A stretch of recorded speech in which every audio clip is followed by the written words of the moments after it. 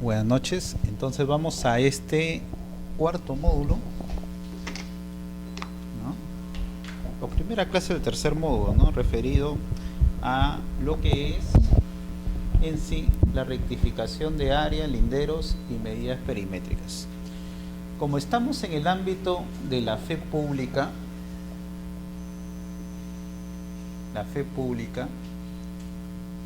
vamos a tener que enfatizar la labor de registros en referencia a esa fe pública. Y la fe, como sabemos, es creer en algo, ¿no?, que no necesariamente nos ha constado.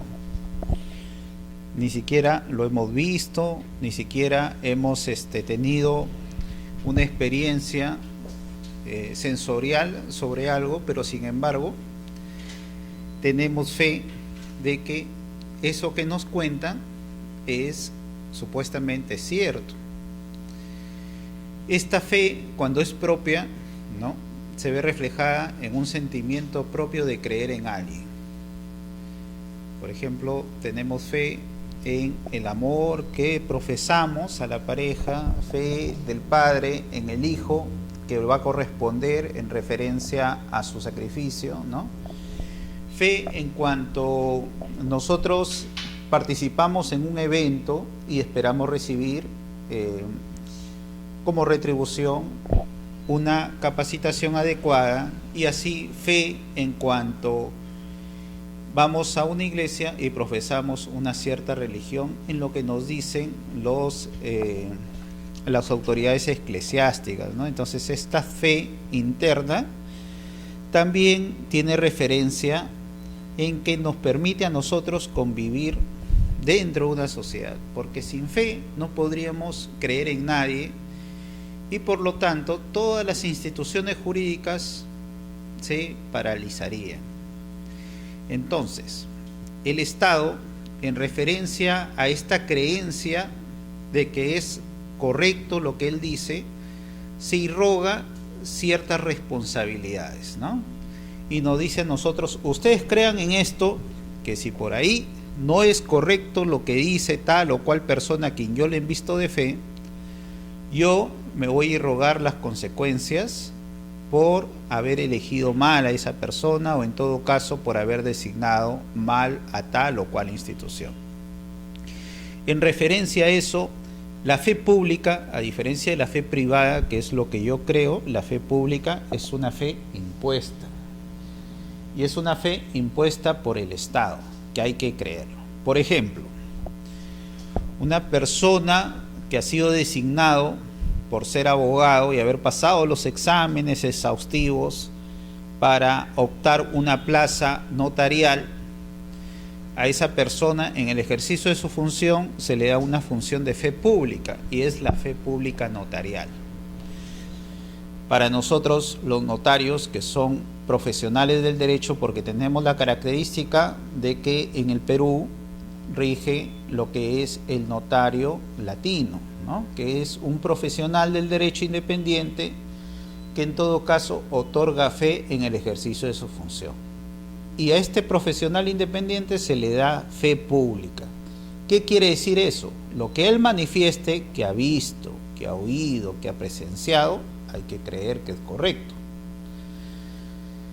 Otras personas que tienen fe pública, los funcionarios administrativos, cuando evalúan todo un proceso administrativo y emiten sus resoluciones, ¿no? Entonces ellos, en los considerandos, hacen una evaluación de todo lo que han hecho para dar esta autorización a un particular, y también están referidos de fe.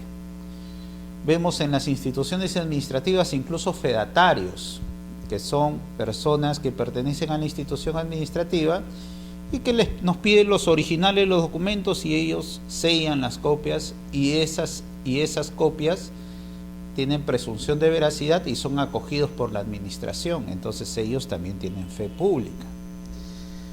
En referencia a los cónsules cuando hacen la función de notario, a los jueces de paz cuando hacen la función notarial, ¿no?, en el ejercicio del desarrollo de sus funciones están investidos de fe pública, y nosotros hay que creer en eso.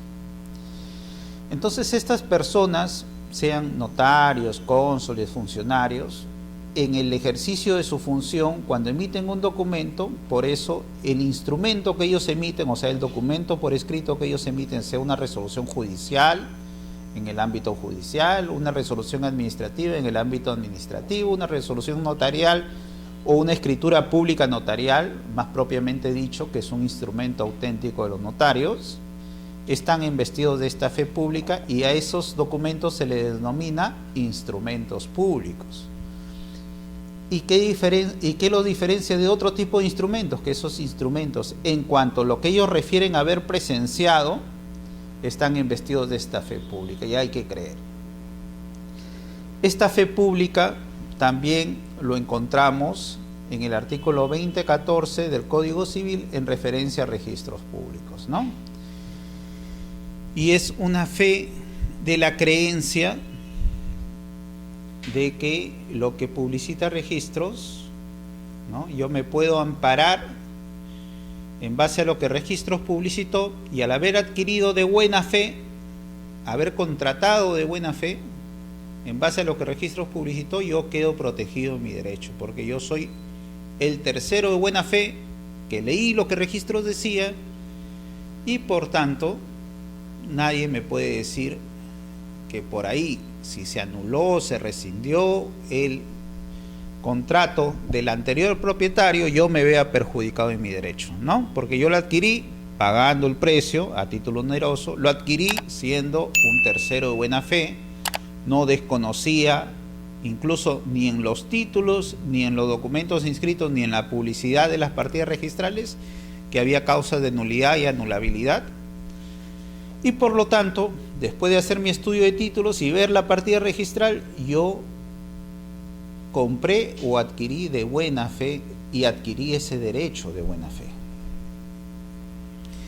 Y esta fe pública, que lo encontramos en el 2014 del Código Civil, está relacionada directamente también con el principio de la legitimación. Legitimación. Y en la legitimación lo encontramos en el 2013 del Código Civil, que es un principio por el cual se considera que todo aquello que está inscrito en registros públicos se presume que es exacto y válido, ¿no? Y en todo caso, al ser exacto y válido, hay una presunción de esa validez, salvo que el registrador posteriormente lo rectifique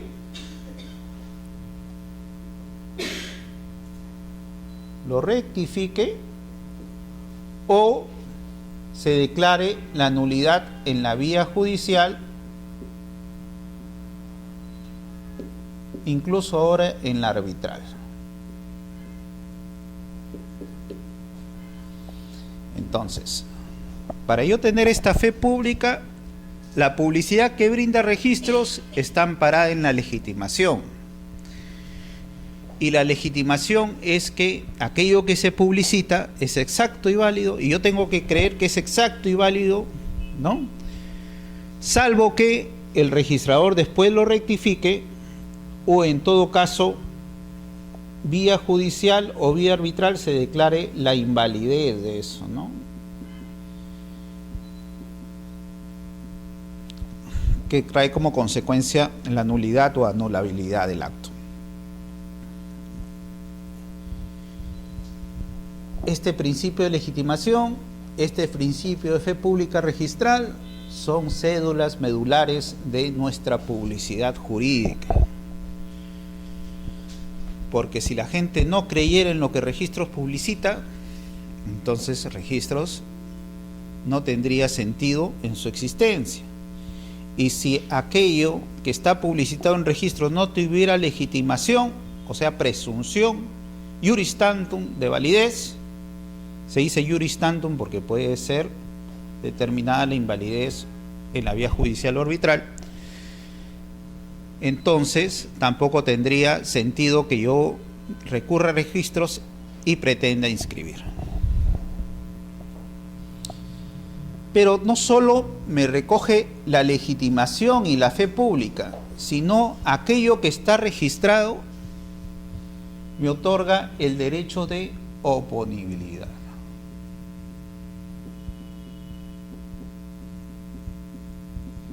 Aquello que está registrado, lo registrado sobre lo no registrado.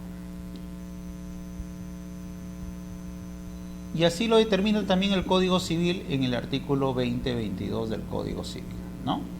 Cuando dice, cuando hay derecho de la misma naturaleza, aquello que está registrado se opone, ¿no?, frente al mismo derecho, es decir, de aquello que no está registrado.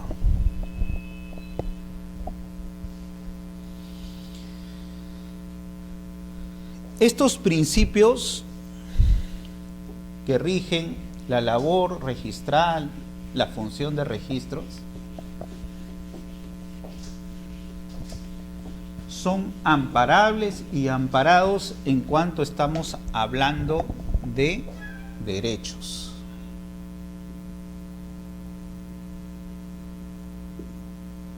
¿Y cuáles son los derechos? Por ejemplo, los derechos reales, el derecho de propiedad, el derecho de posesión, ¿no?, el derecho de usufructo, los derechos de uso, ¿no?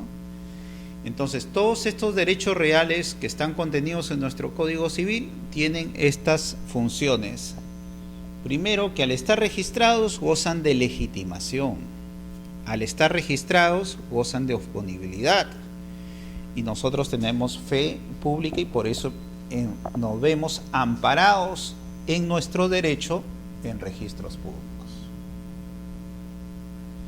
Pero el registro de propiedad inmueble no solo inscribe lo que son derechos, también inscribe lo que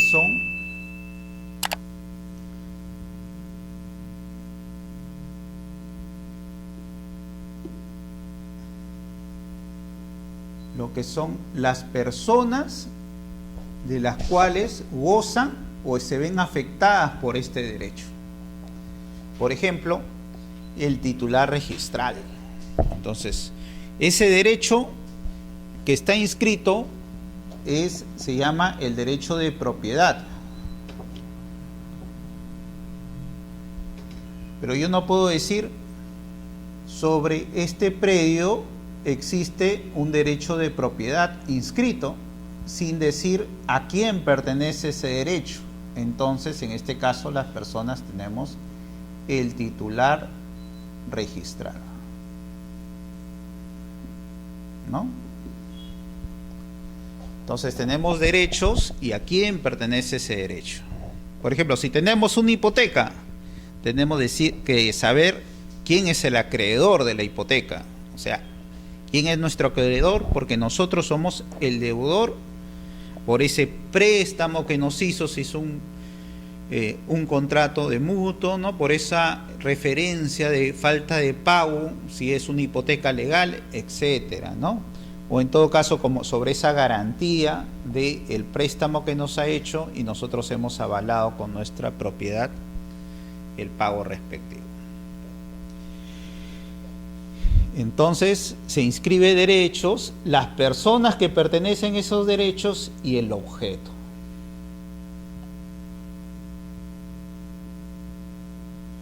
En este caso, el objeto, a diferencia del objeto del acto jurídico, negocio jurídico, que es la relación obligacional, por la cual yo me comprometo a transferirte el bien y tú a pagarme el precio, en el caso del registro de propiedad inmueble se publicita el objeto en referencia al inmueble en sí.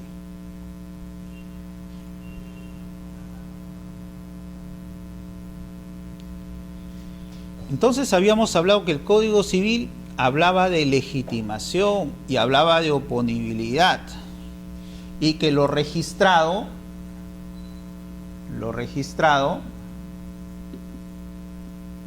¿no?, tenía prevalencia sobre aquello que no estaba registrado.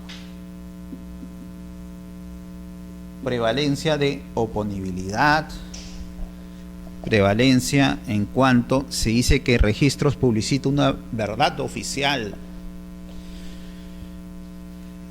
y por eso aquel titular que está inscrito no puede ser desprotegido de su derecho sin su consentimiento.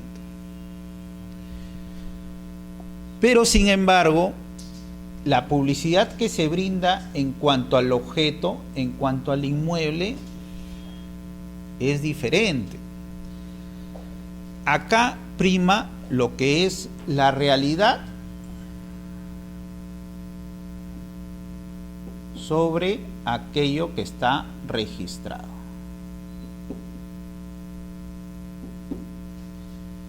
¿Y por qué? La gran pregunta, ¿por qué acá prima la realidad sobre lo que estará registrado?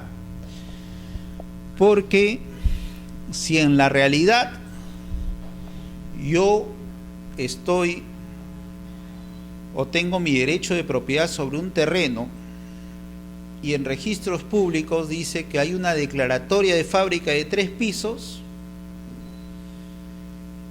esa publicidad que brinda registros públicos no deslegitima la realidad que existe, ¿no? O sea, no porque yo en registros aparezca como propietario de una casa de 3 pisos, quiere decir que en la realidad en verdad tengo esa casa. No.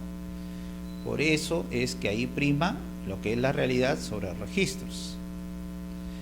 Igual, si en registro dice que mi terreno mide 100 metros cuadrados y a efectos de realizar mi licencia de edificación va un arquitecto, mide correctamente y me dice, ¿sabe qué? Su terreno no mide 100 metros, sino mide 97 metros cuadrados. Yo digo, no, usted está equivocado porque acá en registro dice que mide 100. No, lo que prima es la realidad sobre lo que está registrado. Y en su caso, simplemente esto hay que rectificarlo, ¿ya? Entonces, sobre la realidad y sobre el objeto. Prima sobre aquello que está registrado y se tiene que realizar, en todo caso, la rectificación, la corrección. Entonces, yo no puedo decir, no, si en registro dice que son 100 metros, quiere decir que hay que correrse un poquito más acá para el frente, los linderos para completar los 100 metros, o hay que correrse un poco para el lado de los vecinos, no, porque ahí estaríamos chocando. Si me corro para el lado de la calle, estamos chocando con bienes públicos, que no pueden ser enajenados, son inalienables, imprescriptibles.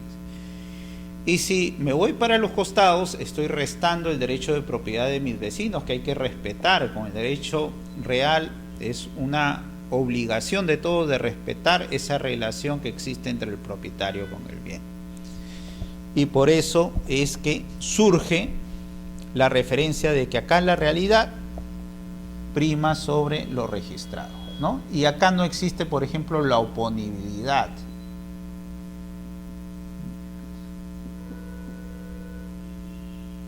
Acá no hay oponibilidad. Sin embargo, cuando se habla de derechos, acá sí hay oponibilidad.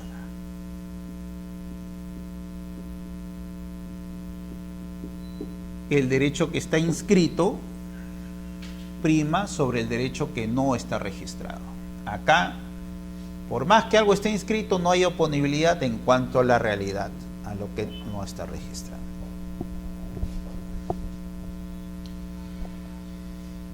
¿Y qué pasa en el día a día en registros? Lo que pasa en el día a día en registros es que en cuanto al objeto,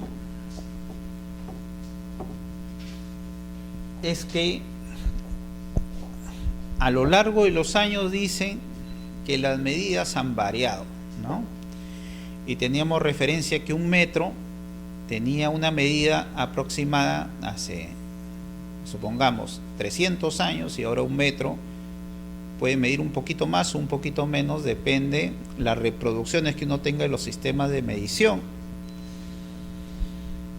Porque antes incluso había otros tipos de medición que no eran metros, teníamos las fanegadas, ¿no? A paso de caballo,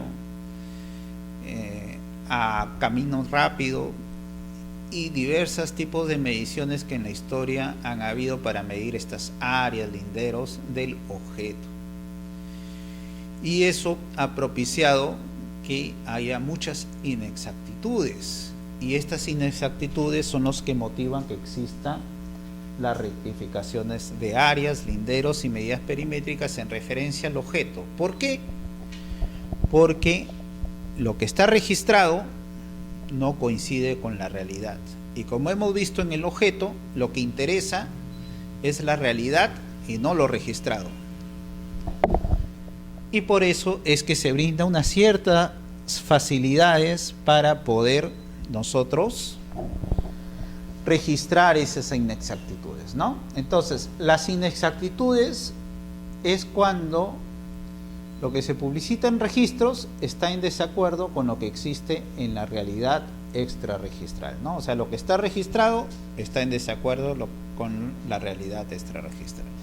Eso es básicamente inexactitud, que se pueden dar por error, porque solo Dios es perfecto, ¿no? Entonces, en la actividad o en el desarrollo de la actividad registral hubo un error por parte del registrador al momento de publicitar, o también por otras causas diferentes al error, ¿no? No necesariamente comprendidas dentro de un error en la labor registral.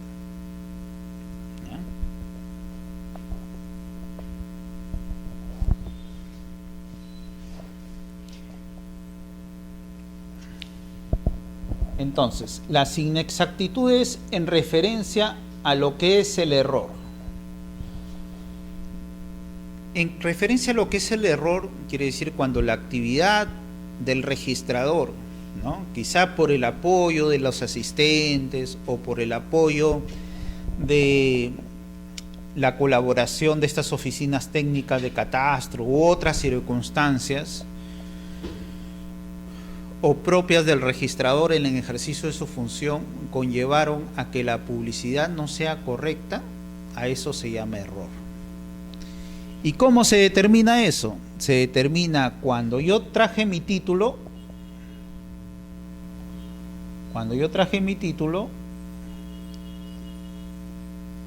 ¿no? Debería salir una publicidad en la partida registral, partida electrónica. Supuestamente debería ser lo mismo, pero cuando yo hago el estudio de títulos me doy con la sorpresa que es diferente a lo que se está publicitando en las partidas electrónicas. Entonces ahí apreciamos que existe un error por parte de la actividad o de la función del registrador, ¿no? Entonces, un error en cuanto a la publicidad con los antecedentes registrales, que son los títulos o el título archivado.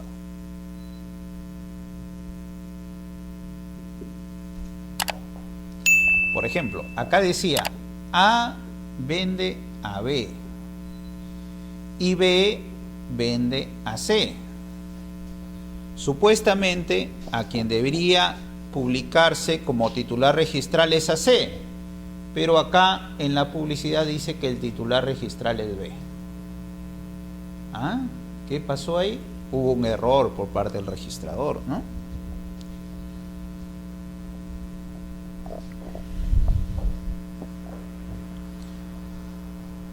Otro tipo de error. Decía que el área del terreno era 100 metros cuadrados con 20 centímetros.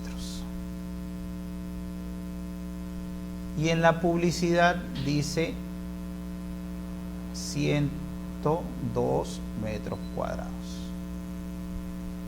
Otro error, ¿no? Entonces, acá se advierte que el error provino en cuanto a la actividad que realizó el registrador al momento de realizar la publicidad.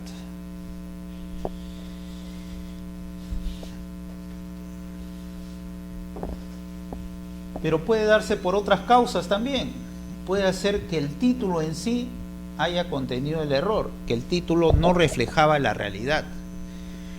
Porque el notario público, cuando hizo el levantamiento del acta, dijo que había 100 metros cuadrados en una prescripción adquisitiva de dominio, que dio origen a una inmatriculación. Sin embargo, la propiedad medía 90 metros cuadrados. Se inscribió con 100 metros cuadrados conforme al título, pero la realidad era diferente al título.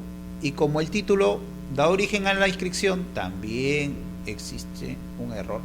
Pero ahí no por error en la actividad registral, sino porque hay una referencia que el título no corresponde a la realidad. Pero como estamos en el ámbito un poco registral, vamos a ver en cuanto a estos tipos de errores conceptuados en el reglamento general. Se dice que hay dos tipos de errores y el primero se habla con un error material. Y los errores materiales son aquellos errores en la labor propia de la técnica de publicidad, ¿no? Entonces, cuando el registrador escribe una palabra o cifras diferentes en referencia al título archivado, ¿ven? Es algo básicamente de la labor, ¿no?, administrativa en cuanto a la digitación, en cuanto a su labor de transcripción o de inscripción por parte del registrador, ¿no?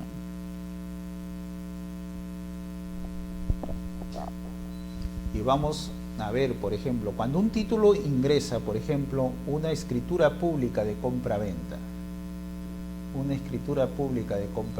¿no? Ingresa a registros, ingresa por la oficina del diario, así se llama, oficina del diario, o denominada también caja diario. En esta caja diario me hacen el cobro de derechos. Puede ser derechos de calificación. De la caja diario lo derivan a lo que es el área de calificación, el área registral. Y en esta área registral participa básicamente, en primera instancia, el registrador público. En segunda instancia, participa el tribunal registral.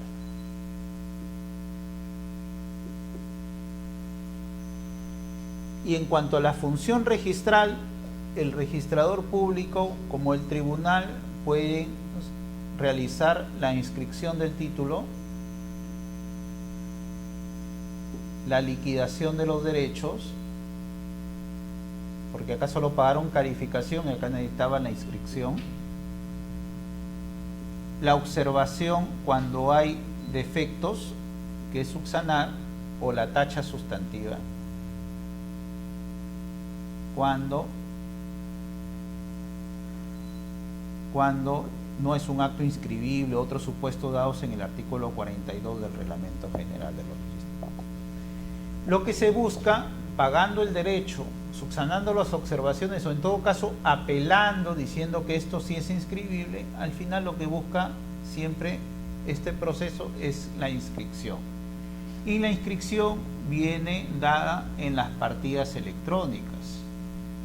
Las partidas electrónicas, que básicamente es la forma como se publicita el contenido de la escritura pública, pero se hace con la inscripción. ¿Y qué es inscripción? La inscripción se dice que es extraer del título aquello que es relevante para la publicidad.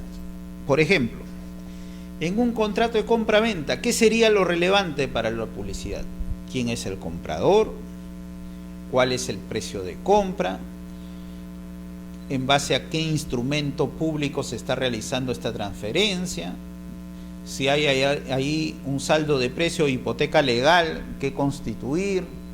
Si existe otros actos, puede ser que inscriban una compra-venta con una hipoteca, ¿no?, o un arrendamiento financiero, etcétera. Entonces, todo lo que es importante o trascendente es lo que se publicita en las partidas electrónicas. Y este error básicamente se da en la inscripción, porque el registrador cuando leyó el título confundió unas palabras e inscribió otras, ¿no? La omisión también se denomina o es parte de lo que puede hacerse referencia en errores materiales, ¿no? Se omitió datos o circunstancias que deberían constar en el asiento. Por ejemplo, no le puso el nombre completo al titular registral. O en todo caso, olvidó poner el precio por el cual había comprado el bien. O en su caso, olvidó poner el nombre del funcionario público, del notario que realizó el instrumento público para inscribir. Eso se llama una omisión, ¿no?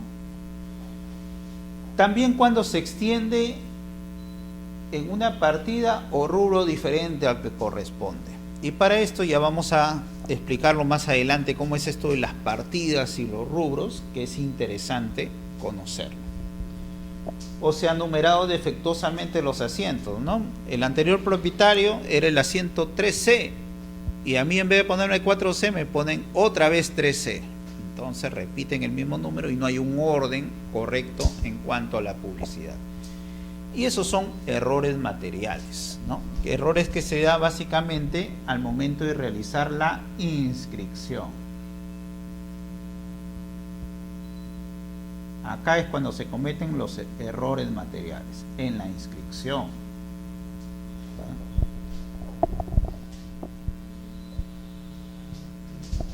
¿Y qué puede hacer un registrador?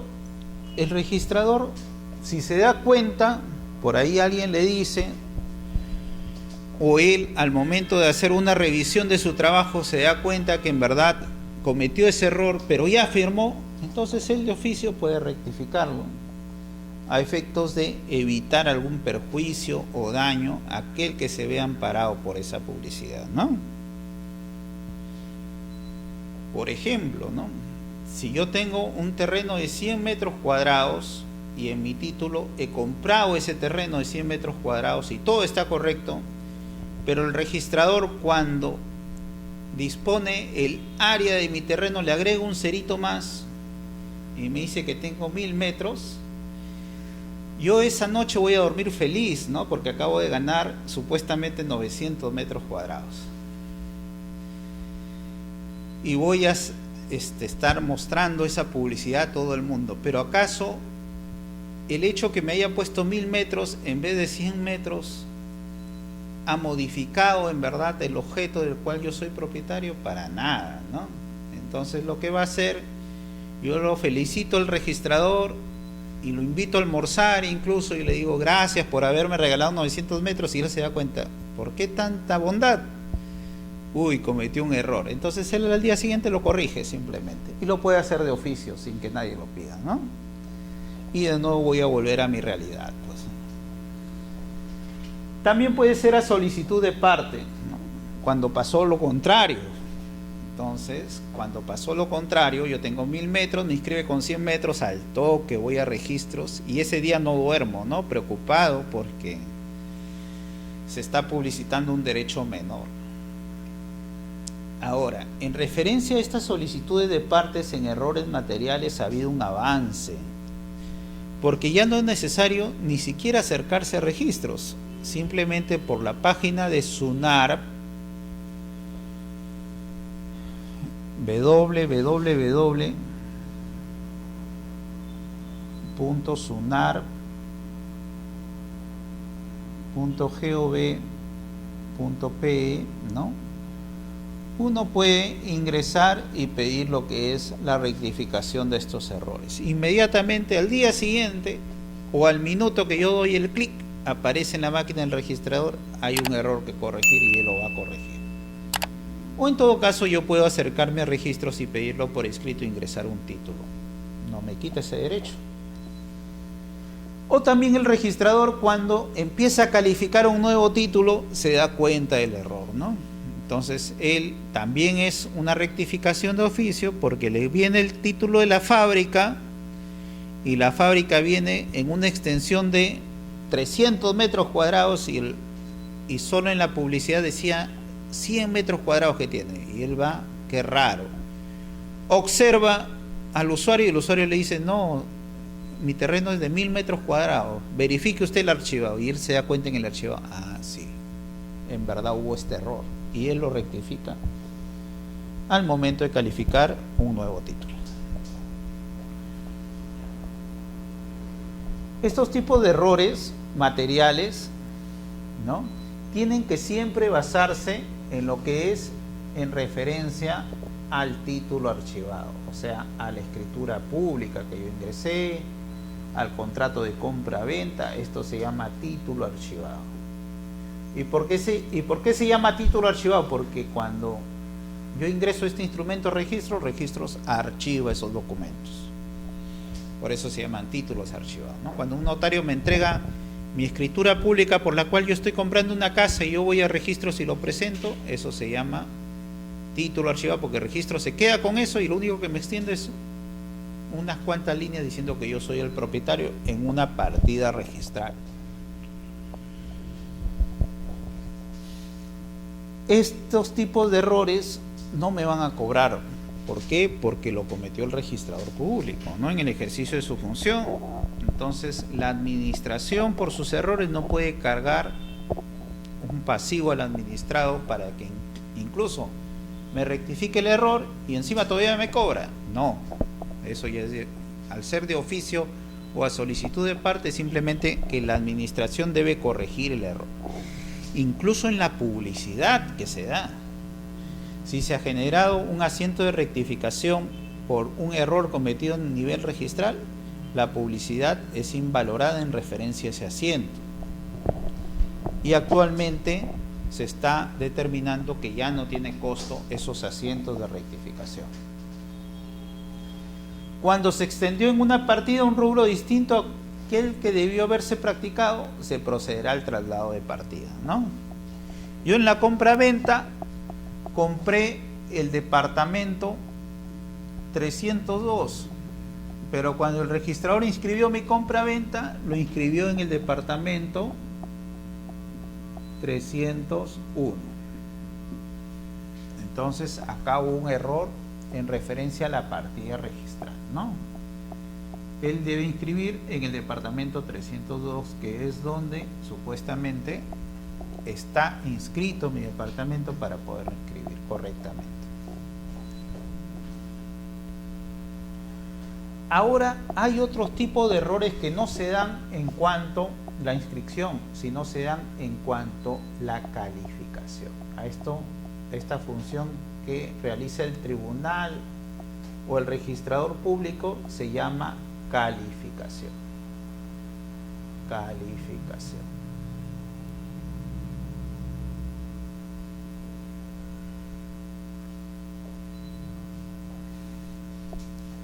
Que el reglamento básicamente refiere a errores que no son materiales.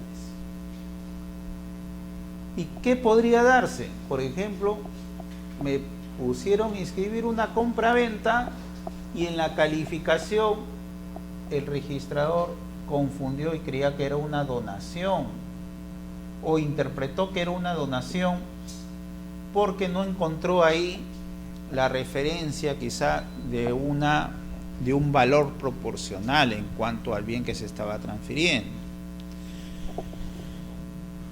O en todo caso, era una compra-venta, ¿no?, en referencia a una cláusula que había de reserva de propiedad.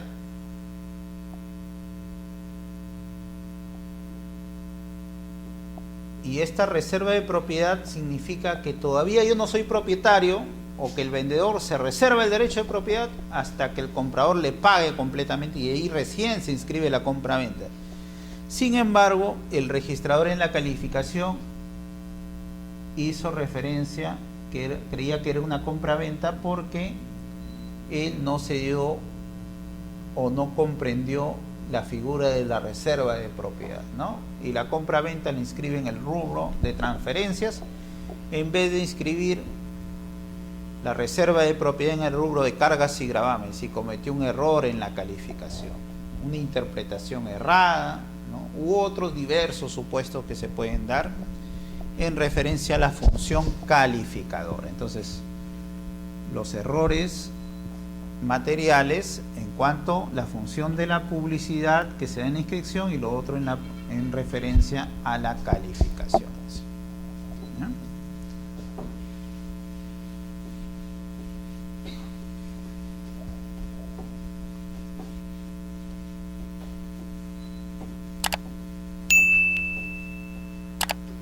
En cuanto a errores de concepto, y ya no errores materiales, sino errores de concepto que se dan en la calificación, se extiende de oficio, pero bajo la única condición cuando se esté calificando un nuevo título, ¿no?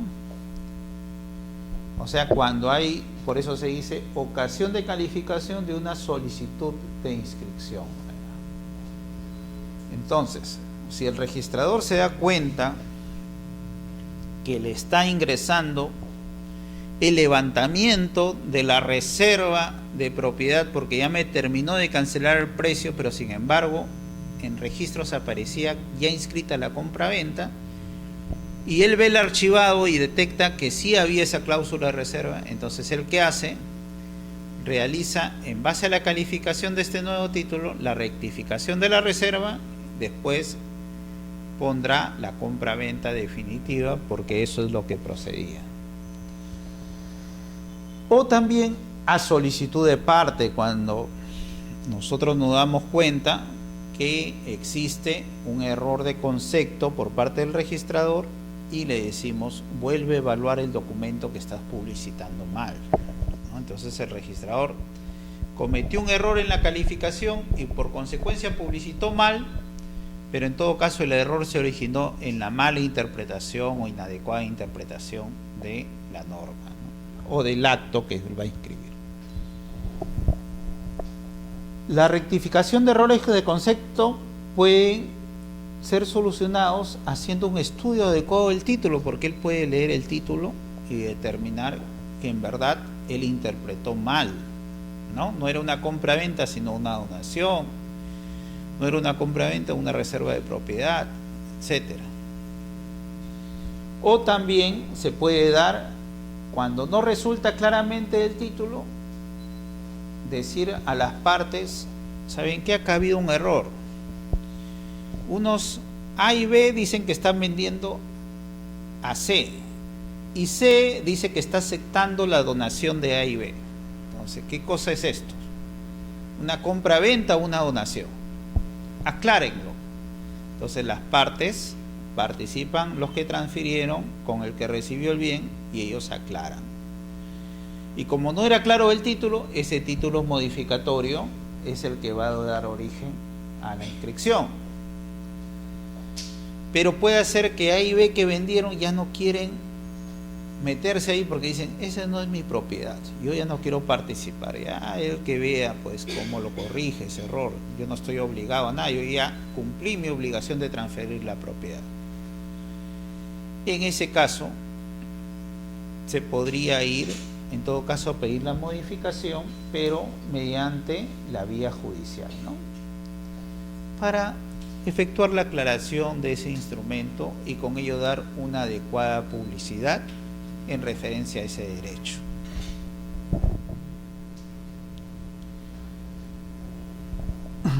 Hay otros supuestos de inexactitudes que pueden ser corregidas no por error del registrador, sino, por ejemplo, cuando yo hice el cambio de mi libreta electoral con el DNI. Antes tenía 6 dígitos que identificaban a mi persona en la libreta electoral, ahora tengo 8 dígitos que califican con el DNI en referencia a mi identidad. Entonces, la RENIEC ha ido y ha modificado pues el número de identificación. ¿Cómo hago ese cambio? Saco un certificado de la RENIEC con el cual se acredita mi antiguo libreta electoral, mi nuevo DNI, y con eso se actualizan los datos. Y esos errores son subsanados con documentación fehaciente.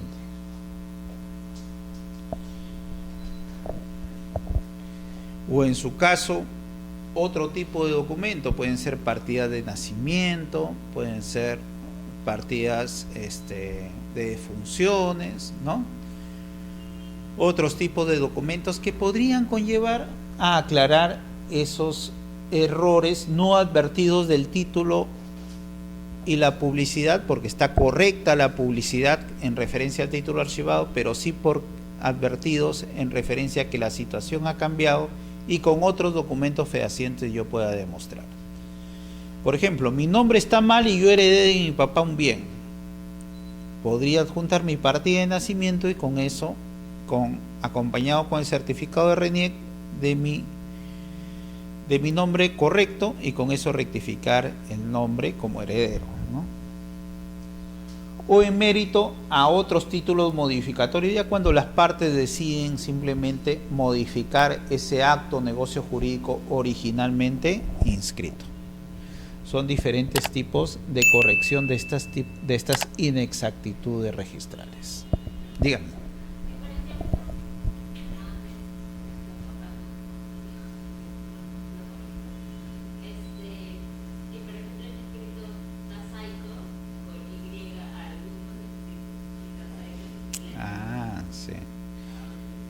Pasa.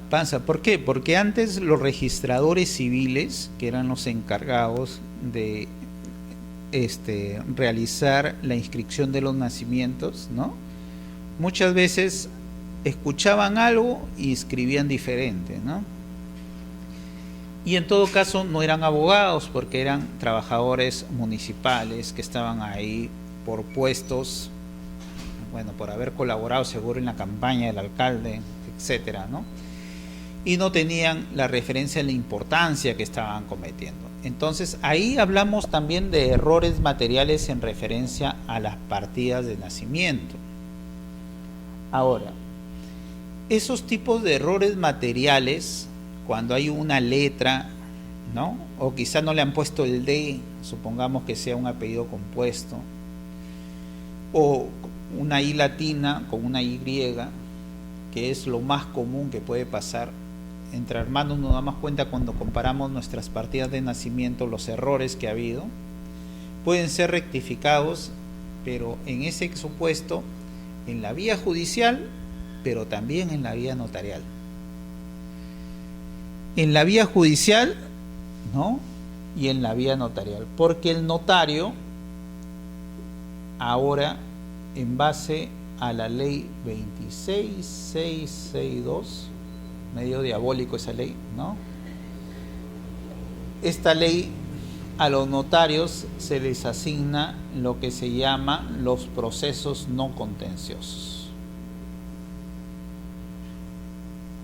No contenciosos. Y dentro de esos procesos viene lo que se llama, uno de ellos es la rectificación de partidas.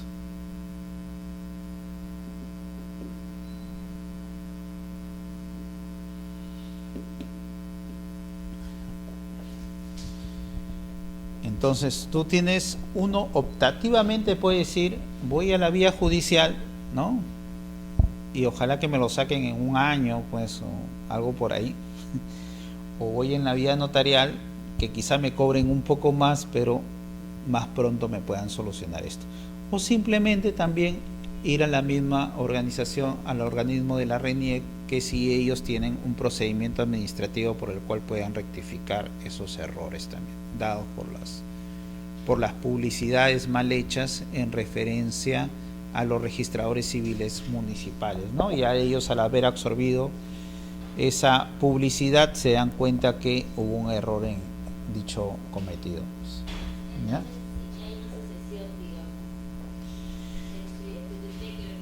Claro. En referencia a las sucesiones, ¿no? Los notarios, que también ven lo que son sucesiones intestadas bajo este amparo, esta ley, o los jueces en sí van a determinar, para determinar filiación, que haya correspondencia. Entonces, Para eso uno puede ir a esta vía, no contenciosa, y iniciar el proceso de rectificación. Ahora, se dice que el nombre solo es una vertiente en cuanto a la identificación de la persona, no es porque yo sea Tasaico con I latina y mi hermano Tasaico con Y, no quiere decir que ya no somos hermanos, seguimos siendo hermanos, ¿no? Pero en todo caso, la identificación del nombre es solo una vertiente. Otra relación podría ser el parentesco con los papás, el parentesco consanguíneo, etcétera, ¿no? Entonces, en esa referencia, esos tipos de errores son corregidos, porque eso simplemente lo que hace es proteger el derecho de la identidad, que todos tenemos derecho a ser protegidos constitucionalmente, ¿no? Entonces, por estos mecanismos se pueden rectificar. Y si en una sucesión, a mí, por ejemplo, me pusieron, no sé, José, y mi nombre era Josés, supongamos, ¿no?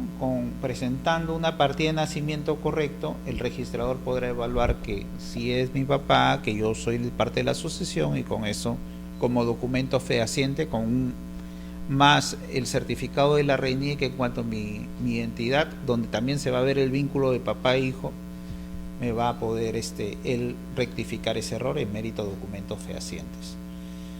Y no habría problema, ¿no? En ese sentido, ¿ya? Entonces, y cuando no procede estas rectificaciones de estos errores que se dan, no procede cuando existan obstáculos en la partida registrada. ¿Y qué obstáculos podrían ser? Por ejemplo, sea una partida registral cerrada. ¿Y qué cosa es eso? Por ejemplo, cuando se inscribió la casa en registros públicos, se originó una partida registral o una partida electrónica A. Vino registros e hizo la subdivisión. Esto que era 100 metros, lo dividió en 50 metros y en otros 50 metros. Y creó otras partidas. La partida B y acá la partida C. Son números en verdad, pero yo lo estoy poniendo así para poderlo diferenciar, ¿ya? Y esta partida quedó como histórica y quedó cerrada, una partida cerrada. ¿Qué significa cerrada? Quiere decir que ya sobre esto, como ya se dividió todo el área, ya no tiene sentido y no se puede hacer ninguna inscripción para adelante. Eso solo queda como algo histórico, ¿no? Pero a mí se me antoja que se rectifique el nombre del vendedor que me vendió a mí o que me hizo la transferencia de propiedad también en esa partida. Y el registrador, por esos obstáculos de la partida, ya no podría hacer esa publicidad de rectificación de error, ¿eh? Donde si en su caso yo como último comprador o último titular registral hubo el error sobre mi nombre, entonces se rectificarán en estas partidas independizadas siempre y cuando sigan siendo de mi propiedad. ¿Ya? Entonces son obstáculos de la partida que pueden impedir que haya errores. También no procede los traslados de asientos, ¿no?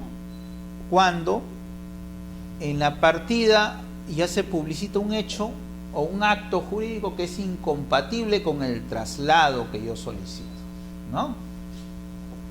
Entonces, por ejemplo, en la partida matriz había una hipoteca. En la matriz había una hipoteca. Y esta hipoteca fue trasladada a la partida A y fue trasladada a la partida B. Hasta ahí todo bien. Pero yo me doy con la sorpresa de que la partida B en verdad no me correspondía a esta matriz, sino la que correspondía era la partida C, que venía de esta matriz. Y esta partida B correspondía a otra partida. Y cuando quiero corregir este error y trasladar esta hipoteca que se efectúa acá para trasladar a la partida correcta, me doy con la sorpresa de que acá ya hubo cambio de titular, ya hubo otras hipotecas, ¿no? y otros tipos de actos que imposibilitan que esta hipoteca ingrese acá, porque al haber otras hipotecas ya hay una prioridad que se llama prioridad de rango de las hipotecas en cuanto a la publicidad que deben brindar. Entonces también en esos supuestos ya no se podría efectuar ese traslado. También cuando hay derechos adquiridos por tercero, básicamente un supuesto similar, ¿no? Un tercero de buena fe me compró el terreno a mí, publicitando que yo soy propietario, y de pronto dijo, uy, me olvidé de trasladar este asiento de dominio y sé, no era el que me vendió no era el propietario, sino era otra persona. No, yo no puedo ser afectado por ese error cometido en registros públicos. En todo caso, cuando hay alguna referencia sobre derechos, ya el único que tiene función competente es el juez, porque el juez es el único que goza de función jurisdiccional, ¿no? Entonces, corresponde solo al juez la declaración de invalidez de los asientos registrales por error, ¿no?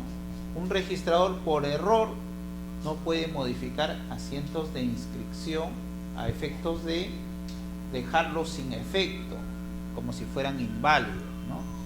Si yo dije que A le vendió a B, después yo no puedo decir, ah, no, me confundí, esa transferencia es inválida, entonces A vuelve a ser propietario. No, no puedo hacer eso. Yo ya inscribí a B y por lo tanto B goza de la fe pública, de la legitimación y todos los aspectos legales que pueden traer la publicidad en referencia de derechos, ¿no? Y no estamos hablando del objeto, sino de derechos. Si ya B fue inscrito como titular registral, el registrador de oficio no puede decir, no, me confundí, esa escritura pública era inválida y B no es propietario, sino vuelve a ser A propietario. No se puede hacer eso, ¿ya?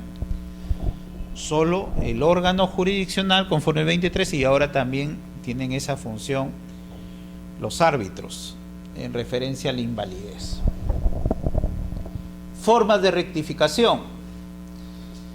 Como los asientos son o tienen la garantía de que un asiento no puede variar en cuanto al contenido del mismo, las rectificaciones simplemente se hacen mediante otro asiento, ¿ya?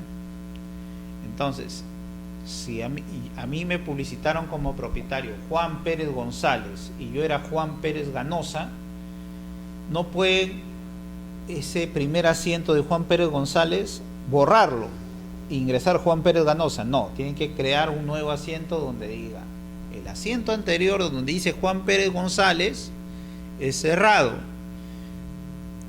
el correcto sería Juan Pérez Ganosa, y en ese sentido tendría que rectificarse ese error.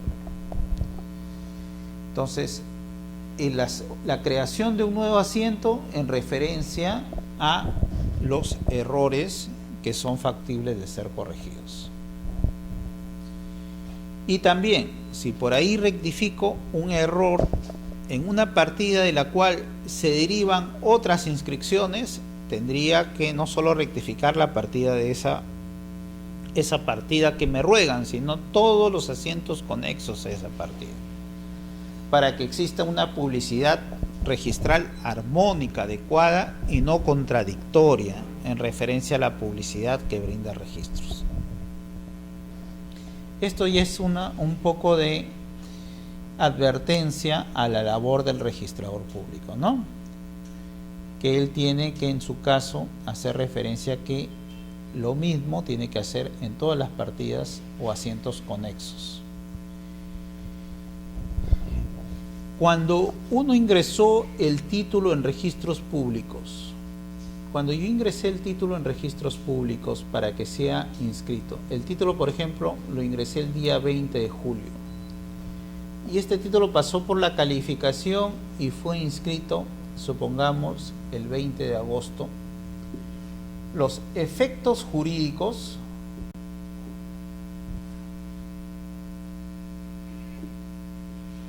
de esta inscripción se retrotraen a la fecha del asiento de presentación, desde que yo presenté mi título, yo ingresé el título a registros, ¿ya? Desde esa fecha de ingreso.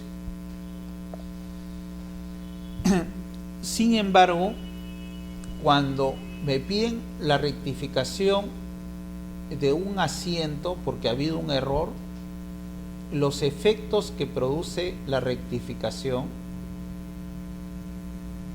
no es desde el ingreso del título, no, en esto es un supuesto especial.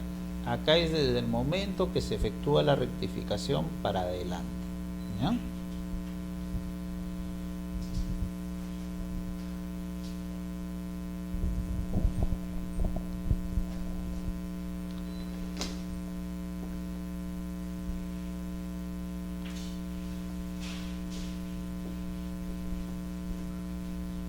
Entonces, yo inscribí acá, por ejemplo, inscribí a el día 20 de julio. Y por acá yo me doy cuenta el día 20 de agosto que cometí un error. ¿Ya? Entonces, si esto lo hago de oficio, para aclarar y voy a corregir, si esto lo hago de oficio, el error empezará a regir desde el 20 de agosto para adelante, pero cuando es rectificación de oficio, eso voy a corregir. Pero si a mí me piden una rectificación a solicitud de parte, por ejemplo, el día 27 de julio, esta rectificación será desde que me lo solicitan para adelante. Cuando es de parte, es desde que me lo solicitan para adelante. Así yo lo haga en esta fecha. Cuando es de oficio, es desde que yo realizo la corrección del error. Y eso es la vigencia en cuanto a la rectificación. Y ahora, ya que hemos contemplado lo que es inexactitud, lo que es error y cómo se rectifican estos errores, vamos a entallar un poco o a ingresar un poco a lo que es la rectificación en cuanto a área, linderos y medidas perimétricas sobre predios. Y básicamente, el derecho que yo tengo sobre el objeto, sobre el bien, sobre el terreno, se puede determinar en el Código Civil. Y el artículo 954 es prioritario para eso. Dice, la propiedad del predio se extiende al suelo y al sobresuelo comprendido dentro de los planos verticales del perímetro superficial. ¿Qué quiere decir eso? ¿No? Que si acá tengo mi terreno desde acá hasta acá, quiere decir que dentro de este perímetro superficial de mi terreno, para arriba y para abajo, será mío. ¿Ya? Y eso nos dice el 954 en referencia a lo que es la propiedad predial.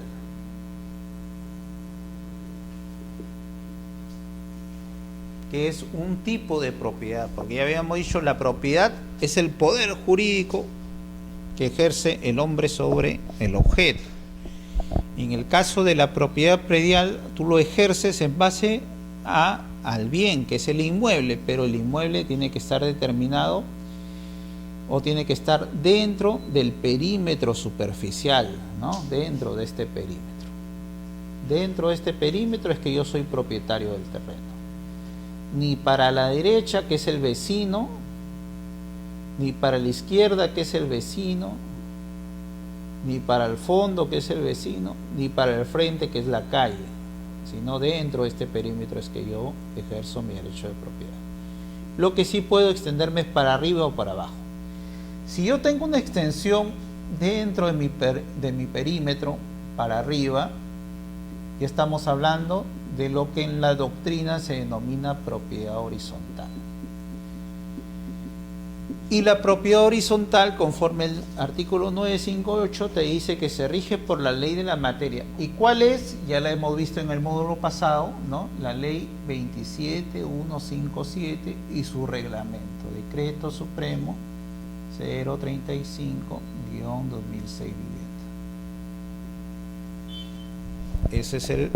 Eso es en referencia a la extensión del derecho de propiedad. Y seguimos avanzando. Entonces, cuando yo quiero inscribir, sea terreno o sea una edificación en registros públicos, se realiza la publicidad en base a lo que se llama el folio real. Folio real, ¿no? Y esto viene por el principio de especialidad. El principio de especialidad. ¿Qué es el principio de especialidad? El principio de especialidad es la forma como se organiza un registro, la publicidad, cómo organiza la información que va a publicitar. En el caso de predios, estamos hablando de propiedad predial o propiedad especial, como la horizontal, ¿no? Nos estamos refiriendo a terrenos edificados o no. ¿Y qué quiere decir? Que por cada terreno se va a abrir una partida registral. Por eso se llama folio real. Por cada terreno, una partida registral. ¿Ya?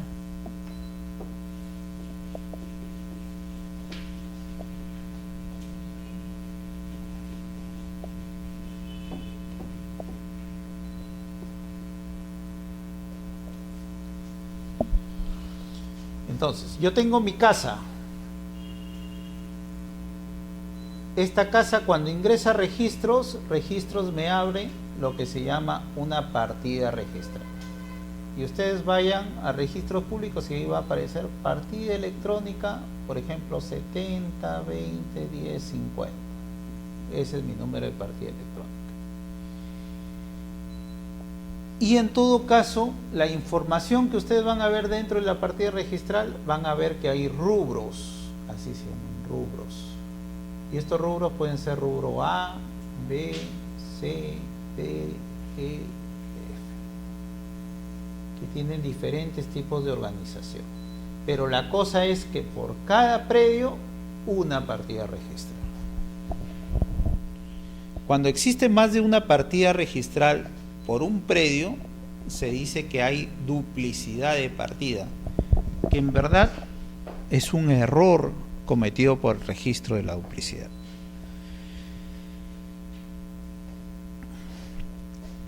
Y cuando hay dos predios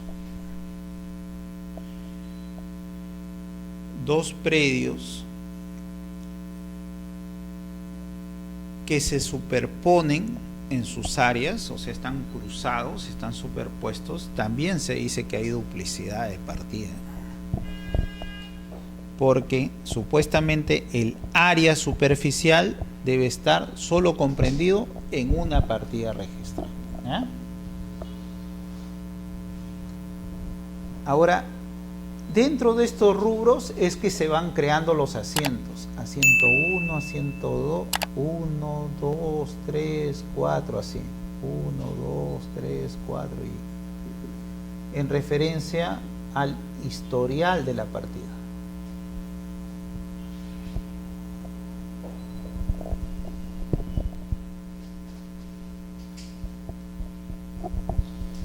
¿Y qué refiere en el asiento 1? Por ejemplo, en el asiento A o en el rubro A. En el rubro A habla de los antecedentes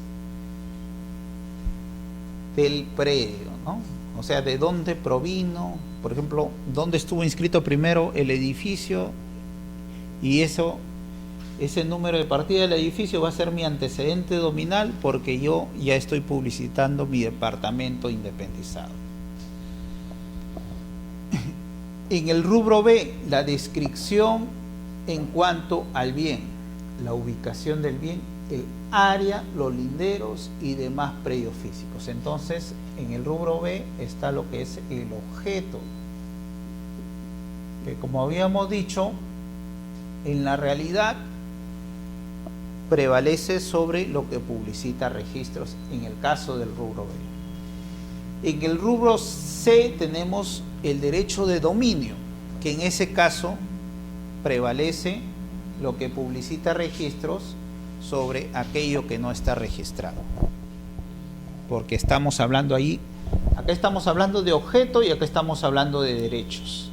En derecho prevalece lo que está publicitado con la realidad, con lo que no está publicitado. En el objeto prevalece la realidad sobre lo que está publicitado.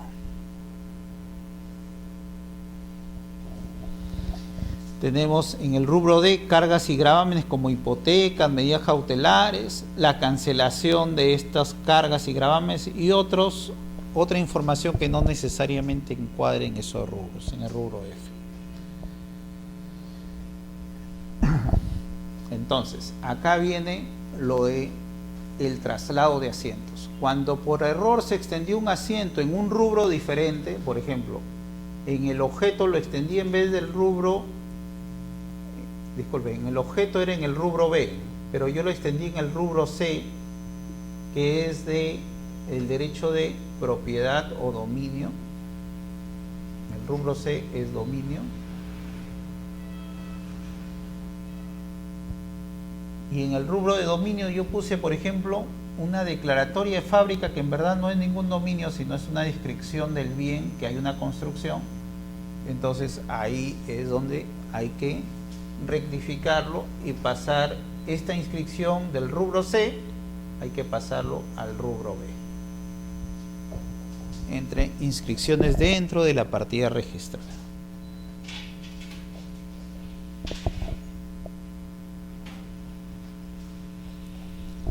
La inmatriculación es cuando se inscribe un predio por primera vez a registros. Es el acto por el cual se incorpora a registros el predio por primera vez. Por eso se llama inmatriculación o primera inscripción. Y básicamente o generalmente lo que da motivo a la primera inscripción es el dominio.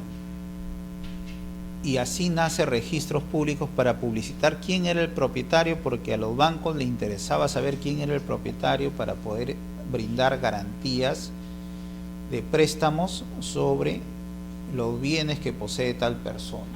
Entonces por eso se llama inmatriculación, es la primera inscripción en registros públicos, la primera de dominio.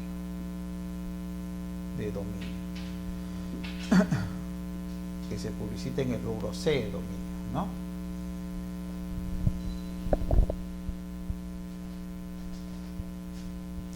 Y en los asientos de inmatriculación, cuando esto va a registros públicos,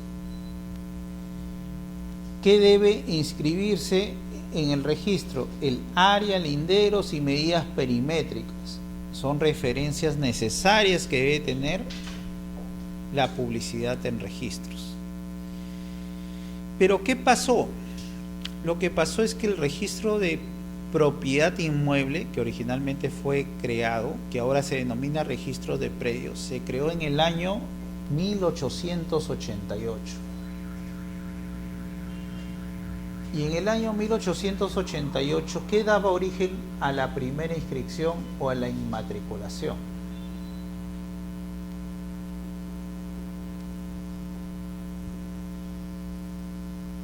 Lo que daba origen a la inmatriculación era el derecho de propiedad. Entonces a registros más le interesaba decir quién era el propietario. Y en cuanto al objeto, ¿qué pasaba? No era tan determinante el objeto. Entonces, en los libros antiguos o partidas antiguas que se puede apreciar en registros públicos, que son en tomos, esos libros grandes donde se transcribía a mano, porque esa era la tecnología que se usaba para inscribir o para realizar esta función de inscripción, ¿no? Se crea en 1888 y en 1888 la única forma de inscribir era a lapicero, ¿no? Y la gente sabía caligrafía, ¿no? Era un curso básico para saber, ¿no? Ahora, bueno, nosotros escribimos como médicos, pero antes sí se necesitaba la caligrafía. El arte de escribir, el Renacimiento, ¿no? Entonces eran unos artistas del derecho. Incluso los notarios públicos se decían que los notarios eran artistas escriturarios, ¿no? Entonces, en 1888, lo único que interesaba era inscribir o dar publicidad al derecho de propiedad. Y se inscribían resoluciones judiciales, resoluciones administrativas, ¿no? Incluso instrumentos públicos, pero dentro de ellos se hacía referencia a áreas, linderos y medidas perimétricas diferentes, ¿no? Dentro de áreas, por ejemplo, se decía: el área comprende 100 fanegadas. ¿Qué será eso? No sabemos en la actualidad, pero así aparecen. Usted sabe que son fanegadas, no sabe. En cuanto a los linderos, decía: el inmueble colinda por la derecha con la familia González, por la izquierda con la familia Ruiz y por al fondo con el río, ¿no? Entonces, en 1888 lo que interesaba era inscribir el dominio, que Juan Pérez era el propietario, y en cuanto al bien decía, es un predio ubicado al costado de la roca triangular, donde a la derecha es la familia González, a la izquierda la familia Pérez y al final del río. Y así está publicitado en registros. Entonces los González ya no viven ahí, ¿no? Los Pérez ya ¿dónde habrán? Ya perecieron, ¿no? Entonces la roca, ya no existe esa roca. ¿Qué habrá pasado con esa roca? Nadie sabe. El río menos todavía, ¿no? Ya no hay río. Entonces todo eso originaba a que en la actualidad exista esos problemas, porque en 1888 no se exigía nada. Actualmente ya se exige incluso no solo una ubicación precisa o precisión de área, linderos y colindancias, sino también hay que presentar planos gráficos referidos a la Red Geodésica Nacional del Dactum y proyección de coordenadas oficiales, ¿no? Las coordenadas oficiales actualmente son las coordenadas sub-TM, ¿no? Y la Red Geodésica Nacional están en referencia a las señales impuestas por el Instituto Geográfico Nacional para identificar en referencia a las distancias. Sin embargo, en 1888 no interesaba, lo que interesaba era el dominio y el derecho de propiedad. Estos son para predios urbanos que se exigen en la actualidad, ¿no? Ahora, incluso esos predios que fueron inscritos de esa forma se independizaron, porque las independizaciones son los segundos actos, donde es como una torta, ¿no? Que se va partiendo y se van creando nuevas partidas.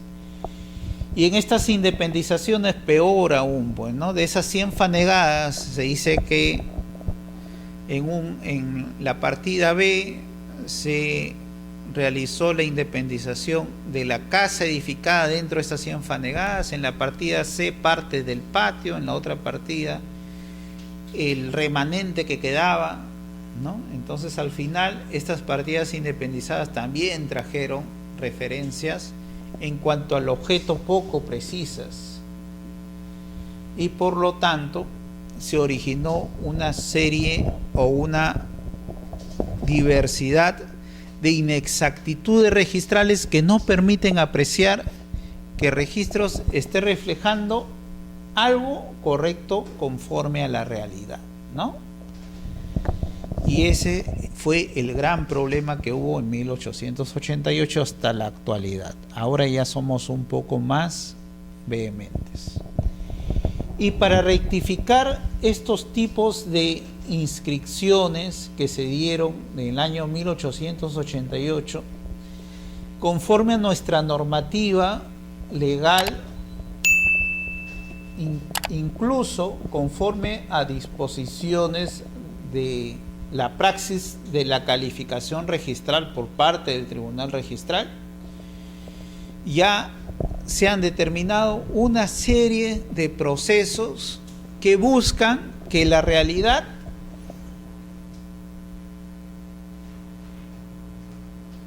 sea igual a la publicidad registral.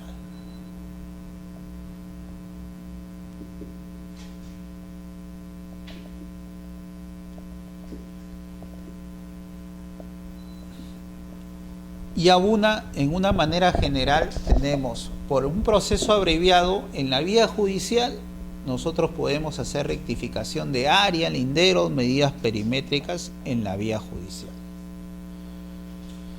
Existe, conforme el Tribunal Registral lo ha determinado en precedente de observancia obligatoria, factibilidad de registrar o corregir áreas cuando ha habido imprecisiones al momento de medir las áreas. Con tal que los linderos no varíen, no hay problema, se puede hacer sin necesidad de ir a la vía judicial ni tampoco a la vía notarial. Uno puede, vía declaración unilateral, realizar lo que es la rectificación de sus áreas, siempre y cuando no vayamos a extendernos a los costados o al frente o al fondo, ¿no?, invadiendo propiedad de terceros, sino cuando al revés, vemos que la realidad, nuestra área es menor y por una declaración, que ya vamos a estar explicando cómo son estos tipos de rectificaciones, uno puede realizar la corrección de área, linderos y medidas perimétricas. También tenemos la novedad de la renuncia de áreas dados por el Tribunal Registral cuando la publicidad registral es mayor a la que en verdad tenemos, y en base de adecuar la publicidad a la realidad cabe la referencia de la renuncia de áreas, y esto evita lo que se llaman estas duplicidades parciales que se pueden dar, que ya vamos a ver en la próxima clase en qué consiste. En base a la función de la jurisdicción voluntaria o procesos no contenciosos que se le ha dado a los notarios públicos, también es factible que vía un proceso notarial uno pueda realizar rectificaciones de áreas, linderos y medidas perimétricas. Y tenemos también el caso del saneamiento catastral, dado por la ley 28294, esta ley que vincula la publicidad jurídica de registros públicos con la información registral, y crea el Código Único de Catastral a efectos de que todas las entidades generadoras de catastro puedan tener una sola medida a nivel nacional y así evitar que por diversas medidas puedan originarse a nivel registral superposiciones o en todo caso inexactitudes que se dan. Estos son los procedimientos que vamos a ir desarrollando en las clases venideras. ¿Y qué se busca? Adecuar lo que es la realidad conforme a la publicidad registral. Como le digo, esto es preponderante en base a la publicidad registral, ¿no? Bueno, eso es todo por hoy día y los esperamos por la próxima clase. Gracias.